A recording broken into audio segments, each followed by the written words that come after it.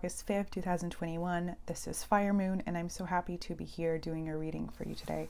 So I shuffled 3 oracle cards in advance again, and then we're going to pull some tarot. So things that came out are Arrow, the Arrow, number 3, Jaguar, number 28. This is from the Shamanic Oracle, I think. And we also get Passion, Garnet. So, wow, some very powerful, extremely exciting energy here. So definitely seeing a connection with yesterday's reading. If you didn't watch that, check it out below.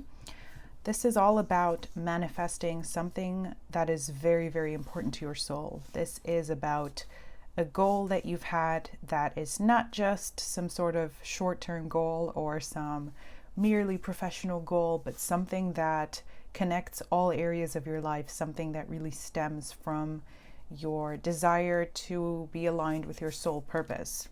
Absolutely. So there is this not just temporary or external or 3D material passion involved, but there is this passion that really stems from the depth of your soul, kind of your like solar plexus chakra, kind of your creative power centers. I'm getting both sacral and solar plexus chakra centers. So this is all about just going with the momentum that is already there in this way that is intuitive, that kind of just leaves the little bits and pieces that are meant to be, calculated and planned in advance, kind of just lets them happen by themselves, just kind of throwing all caution to the wind, especially with the Jaguar card here too. This is about simply just embracing that desire to move forward or to pounce forward, kind of like if this is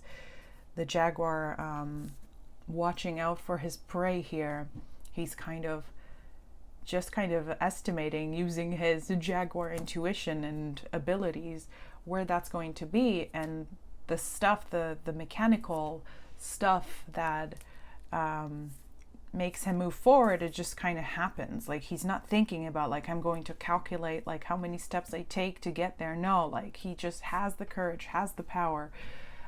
He is kind of at the top of the food chain, and he knows that he doesn't have to calculate and take care of all of this small stuff and the mundane things in order to reach that goal and to get to that point that he needs to be at. So this is, definitely a powerful message about only you have the key to your soul's purpose. And arriving there is kind of this mysterious process where really, like, basically the message I'm getting is don't try to plan anything too in advance, or don't focus too much on the small little details and the mundane stuff. There might be a kind of, also related to yesterday's reading, kind of a cycle of stopping and starting when it comes to this goal, or going forward, moving forward, taking a step back, being forced into a restful zone for a while. But this is all about, if that kind of stopping and starting thing is caused by your feelings of either inadequacy about like, what do you need to accomplish this goal? Like, you have everything you need. Yes, there might be some details that need to be figured out, but if you actually like focus all of your energies on taking care of those small little details, you will detract from this feeling where you're embodying your soul purpose, power, and where you are just kind of this mystical arrow that's, just moving forward. You're not using an arrow, but you are the arrow to move to that place, like this Jaguar, to, catch that thing that you want to catch. Don't spend too much time on small mundane things. It's kind of the message I'm getting. And just have that goal in mind, even if it feels like it's impossible, even if it feels like it's so far away from you right now, like you don't know, you're trying to calculate, I'm getting the sense, what the like ingredients are, the makeup, the like cellular makeup of your like portfolio, if this is a creative or professional thing, or just in general your identity should be in order for you to reach that point. Well, that is not necessary. You have everything it needs. It's all about just letting it come through you in this way where you're just kind of glittering with this potential and this inner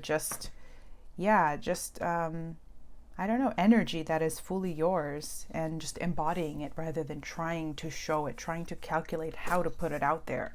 So with the crone, this is a message about wisdom, soul wisdom, absolutely. Like your soul is older than your consciousness, and it knows things that you might not have complete access to in the daily world on a day-to-day basis. Interesting, we get kind of like the oldest card here with the crone and then the child. Wow, very powerful message about how it's almost like your soul, which is, you know, much older than you, is guiding yourself, your current self, which is like this tiny little child embarking on this soul journey. It's like you are guided not only by your higher self, but by others, spirit guides, who are meant to be there to help you out with this goal, this manifestation of whatever it is.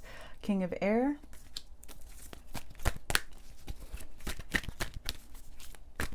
There's also a little hummingbird on this card, and there's a raven here, so lots of bird imagery. So birds might be important to you, to showing you signs whether you're on the right track, and you are on the right track because you are so in touch with this passionate energy. But whenever you get either of these birds or any other birds, whenever you come across them, it's a sign from either your spirit guide, your higher self, or any other spirit guides helping you out on this journey. Oh, and even the King of Air has a sort of vulture or something on this card. So lots of bird imagery. So those might really be important for you. Let's pull 2 more cards. Okay. This is the 10 of Cups, or 10 of Emotions, or water. Yeah. I mean, this is, you are currently, whoever's watching this, on your most important soul journey at the moment. Body, mind. Okay. Let me just take a second to understand how I want to put this. Okay, so previously, whenever you were in line or in touch with this goal or hope that is so soul-based for you, you might have been either challenged or shamed by others because you were so passionate, or because you were so, just because it meant so much to you, and you might have been kind of made to feel embarrassed by that, and your shortcomings might have been used against you by others as kind of, I don't know, just proof that maybe this isn't the right thing for you, or that you aren't good enough. But of course, any process, any journey is going to have moments where you realize that you need to gain some sort of skill, or you need to practice more of this and this to become better at that thing, right? But so those moments where you felt some sort of shortcoming, or there was an obstacle or whatever, if others shamed you for that and made you believe that this was not the right thing for you, then they are completely wrong. This is not true at all.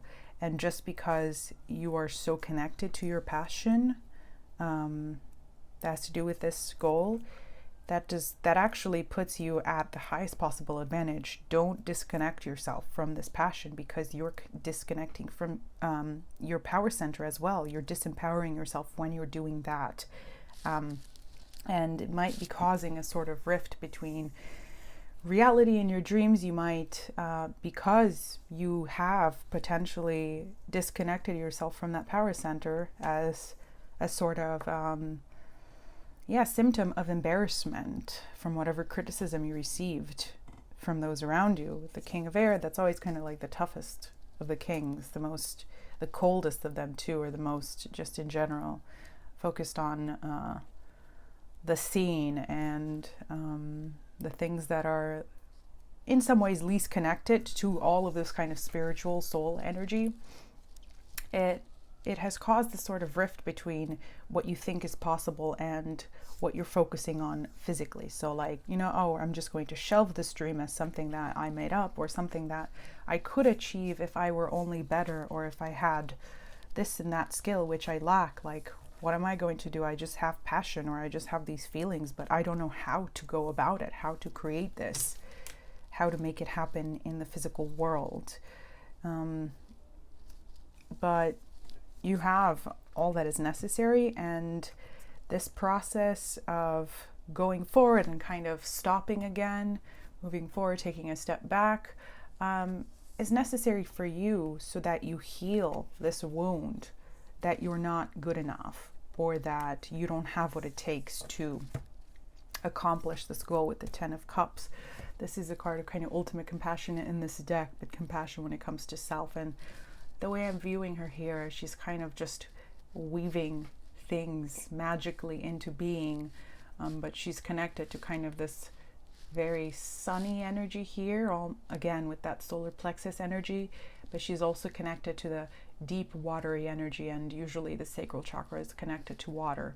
So yeah, be patient with yourself on this process, and know that that passion that you have about this is divine, and it not only that, but it puts you at an advantage rather than a disadvantage in the world, and compared to those who only use logic or only calculate their way through their goals, or through whatever even they consider to be their passion or their soul purpose. Okay, so all right, so let's pull you one more little message. Okay. Interesting. Little luxuries generates luxurious experiences and surroundings. This little symbol does. Okay, so yeah, this is definitely a message of going back to the body mind card and the healing card, of letting yourself kind of enjoy both your spiritual kind of impulses and passions, but also to not forget about the body. So in the throes of you working on this purpose of yours, you might sometimes forget about being kind to yourself, to your body, taking kind of a step back. And this definitely connects with the reading from yesterday, from Wednesday. Kind of, yeah, that back and forth between stillness, inner stillness, and taking a step back and moving forward is necessary sometimes.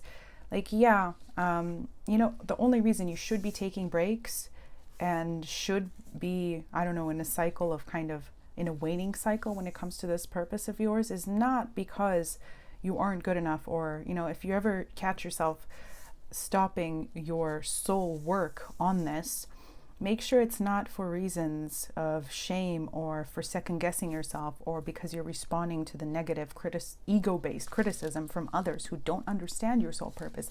Make sure it's for the reason of taking care of yourself and simply enjoying what's around you, because being so focused on that end goal, whether it's spiritual, creative, whatever, it puts you in this place where you're kind of suspended and not really in the present moment. So yeah, drink a really nice cup of coffee, spiced with your thing of choice, whether that's some, like, I don't know, energy powder, or anything other more adult substances, or whatever else you want. Something that makes you feel good, like, I don't know, order out a really nice meal this week.